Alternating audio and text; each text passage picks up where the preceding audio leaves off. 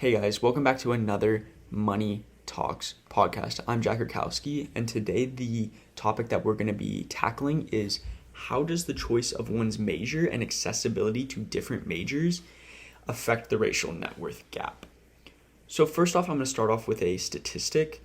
That is the net worth of a white person with no high school education is similar to a black person that has a college degree. This statistic shows right there that black students are automatically coming into college with a negative connotation. They'll be less motivated by achieving a degree when their pay is automatically going to be low. So it's just a negative connotation coming straight out of high school and college, and there's a lack of motivation to even go to college in the black student community. So secondly, we're going to go to another study done by Wilcox and Bayer with the Journal of Economic Education. And what they did is they took a sample of economic students in colleges. And this isn't just solely for economics either. This cross goes into other degrees that have to deal with money, such as like economics, finance, business in general, accounting. And it showed that white students were predominantly getting these business degrees that had to deal with money, and black students weren't.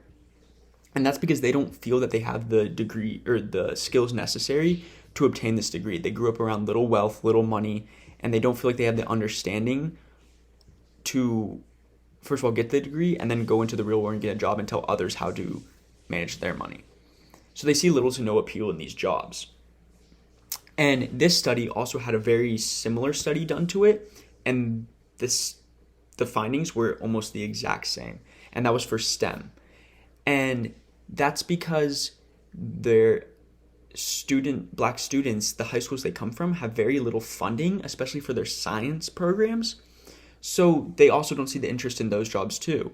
For example, I went to a school with a really big science program, and a lot of my friends from high school are now in college getting STEM degrees because they took these classes, they really enjoyed them, and then it was something they wanted to do after high school as well and in the real world. And black students just don't feel the same. They're not experiencing it. They don't see the appeal in it. And there is little black students gaining degrees with high pay like STEM and economics and business degrees. Yet income differences explain 43% of racial wealth gap.